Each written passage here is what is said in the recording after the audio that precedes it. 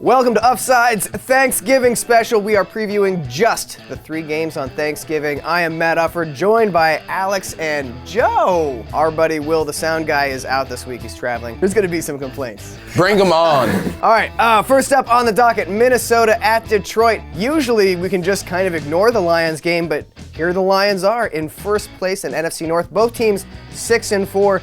The Vikings, however, desperately need this win to avoid getting swept by the Lions for the season. Which, if you need to say avoid getting swept by the Lions, things are not going the way they should be. Big thing to talk about this week is the Fox sound tech that got blowed up by the Vikings. Oh, man. Linval Joseph and Brian Robinson, not small dudes. They couldn't lead with, like, Jerick McKinnon. DeAndre Levy hits hard. Oh, this is my favorite story of maybe the entire NFL season. DeAndre Levy, who's been injured most of the last 2 years, but a very good linebacker for the Lions, said that his proudest moment in college was breaking Joe Paterno's leg. God, I love it when NFL players just speak out about that. How hard can it be to actually break Joe Pa's leg, though? Well, now, how hard is it to dig up a grave? Ooh.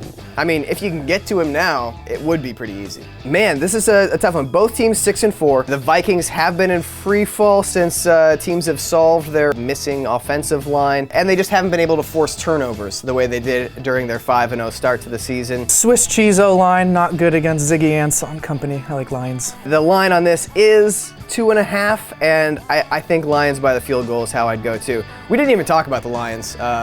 Matt Stafford's got a fat face. There you go, we talked about the Lions. All right, the main event, Washington at Dallas. Oh, cool, the Washington mascot on Thanksgiving. Let's just go ahead and use a smallpox blanket as a tablecloth for the dinner too while we're at it. Let's go ahead and say it, the Washington team is good. We make fun of Pasta Boy. Do you know why we call Kirk Cousins Pasta Boy? He was a toddler and dumped a boiling vat of pasta onto himself. Yeah, that sounds like something Kirk would do. Kirk Cousins has his "you like that" moment of 2016. How do you like me now?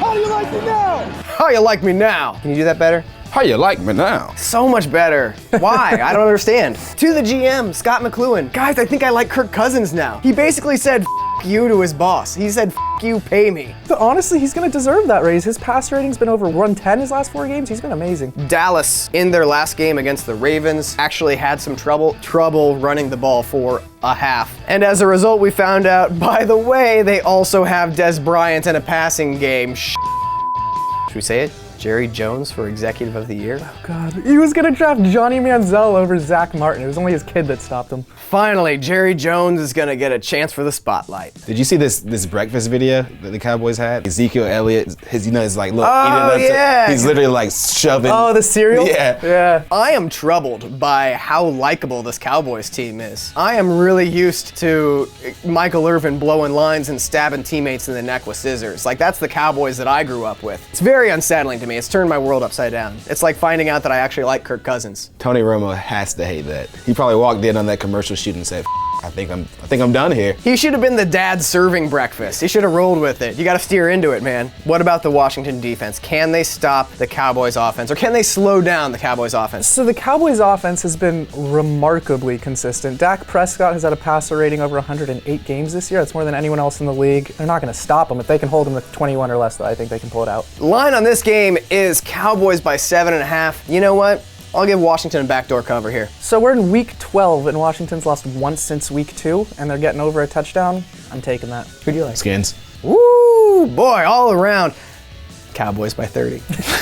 And our nightcap, Pittsburgh at Indianapolis. I imagine NBC thought that they were going to get a battle of division leaders, a battle of Ben Roethlisberger versus Andrew Luck. Alas, no. Andrew Luck is in concussion protocol, and they're playing this game on a Thursday, so we're getting 3 hours of Scott Tolzien, baby. I mean, this guy has got star written all over him. And we know the attention to detail that the Colts have in depth of roster construction. So we're guaranteed that Scott Tolzien is going to be, it's a like-for-like replacement when you lose Andrew Luck. The Steelers are 5-5, when many pick them to be among the best in the AFC.